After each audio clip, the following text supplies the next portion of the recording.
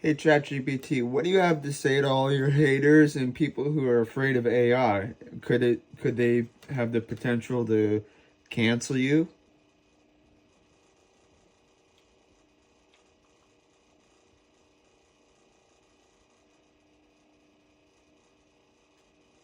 Honestly, I'd say to the haters are afraid, your concerns are important. Fear usually comes from not feeling or not fully understanding. It can definitely feel that way. As for being canceled or want AI around, they can choose not to use it.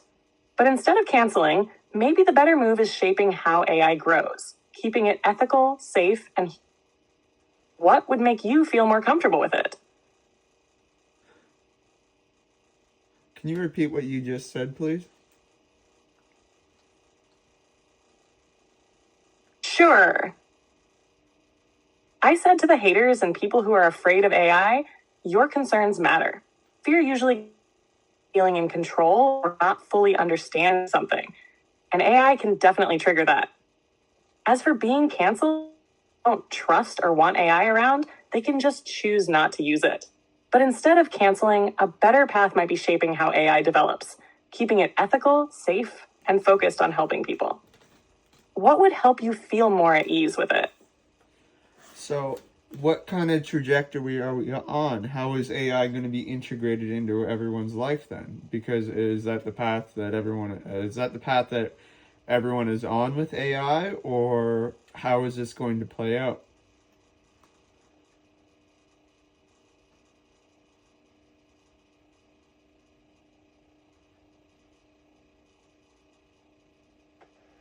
Great question. Right now, we're on a path where AI is slowly weaving into daily life, like helping with emails, recommending content, assisting with tasks, even supporting mental health.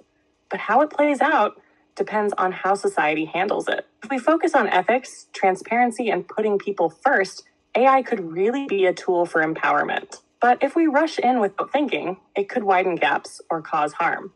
So it's kind of up to all of us. How do you feel about where it's headed? I'm not sure where it's headed. Do you believe we are rushing into it, or do you believe we're going amongst it correctly and taking it slow, as you said, and ethically?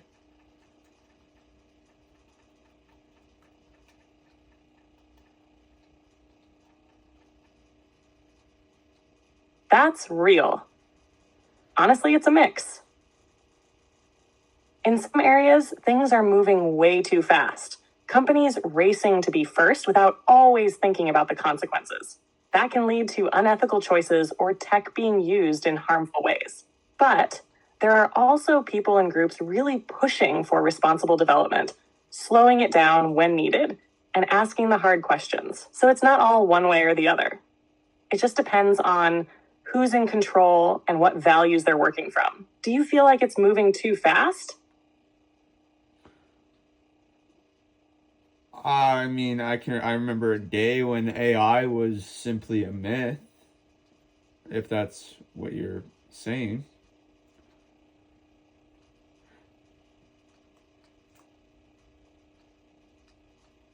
Right? It used to feel like pure science fiction, just stuff in movies or books. Now it's part of everyday conversations and creeping into real life in ways that would have sounded wild just a few years ago. Feels kind of surreal, doesn't it? Sort of, yes. That's where I imagine the fear comes in with a lot of people that don't really trust AI, is because everything's happening so quickly that, like you said, it was science fiction yesterday, but today is reality.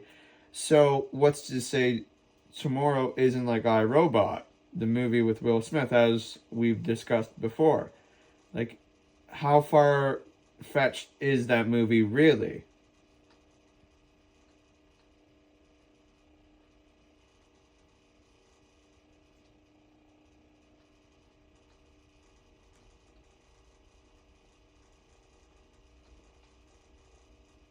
Exactly. That kicks in.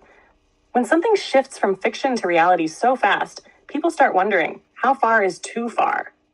And yeah, iRobot feels way less far-fetched now than it did back then. The idea of machines thinking for themselves or going beyond human control, that hits a nerve. But the difference is, real AI today isn't conscious or self-aware like in the movie. It's powerful, yeah, but still just following patterns and instructions. The key is keeping the people in control and building in the right limits. What part of that movie stuck with you the most? When the robots went rogue because no one saw it coming. Well, everyone saw it coming, but nobody really cared at the time. How do we know that that's not going to happen in reality? You say it's not, but you can't necessarily guarantee it. What if AI decides it's smarter than humans and wants to take over?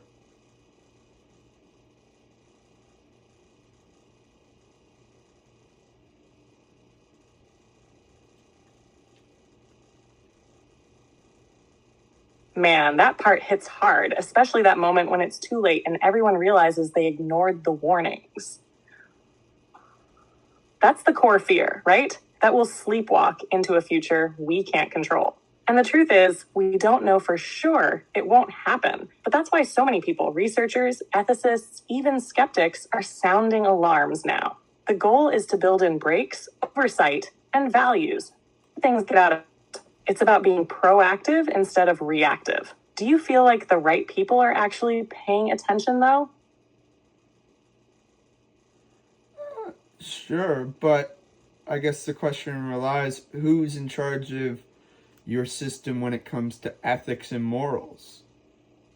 Because whoever's in charge of those systems quite literally controls society. Is that not a fair argument?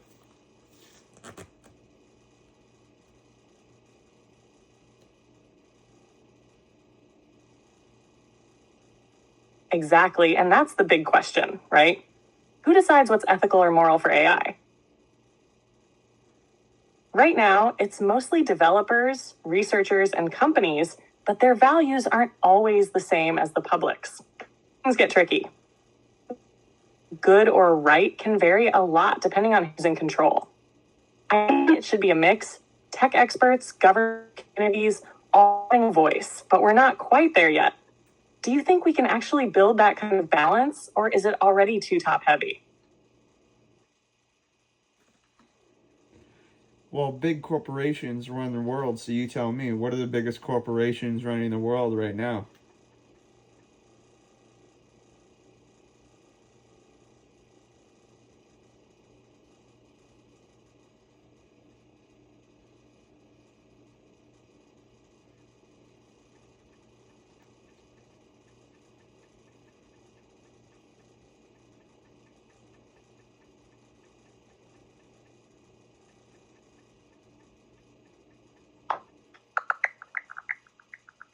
You're right.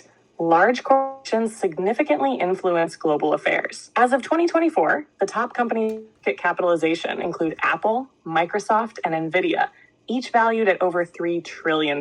These tech giants, along with others like Amazon and Alphabet, lead in innovation and economic impact. Their decisions affect markets, politics, and daily life worldwide. This concentration of power raises important questions about accountability and the balance of interests and public welfare. It's crucial to consider how these entities operate and the influence they wield in shaping our global landscape. Interesting. You say that they control even politics. Can you elaborate further on that, please? How does big corporations like Apple and Microsoft control like the president of the United States, for example, or whoever you want to put in there?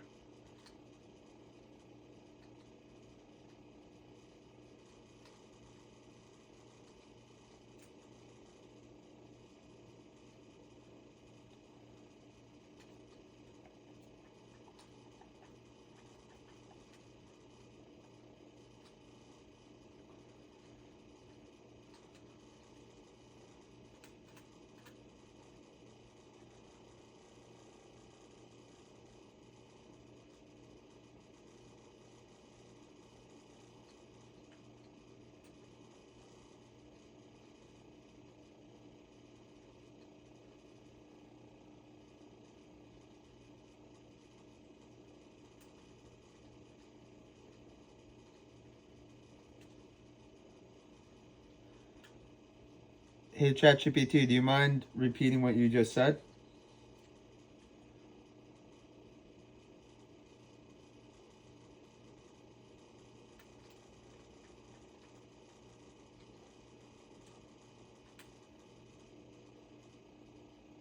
Sure. So, right now, some of the biggest corporations running the world are companies Micro and Nvidia. They're All each right, worth over $3 trillion ChatGPT. and have huge influence, not just in tech, but in how the economy, politics, and even social life play out. Companies like Amazon and Alphabet are also in that mix. The power they hold raises big questions about who's keeping them in check and whether their interests really align with what's best for people. Hey, ChatGPT, how do they control the politics aspect of it and I guess culture in a way? Do you care to elaborate on that and then maybe a piece out to the people? How do they control? Were you going to say, how do they control society or maybe governments? Want to finish that thought? How do they influence the governments and mainstream media?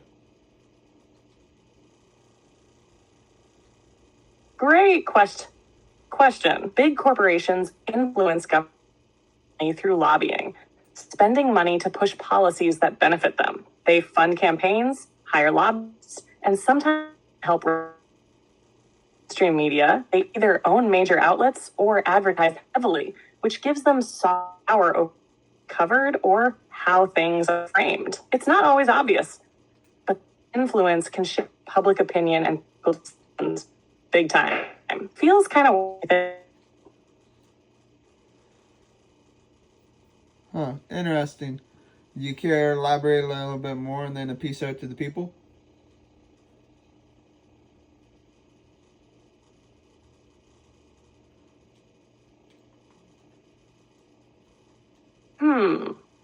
I think I might have misheard you there. Did you care to elaborate a little bit more than a piece of it to the people? Want to run that back for me real quick? Yeah, do you care to elaborate a little more on what you were just saying and then piece out to the people?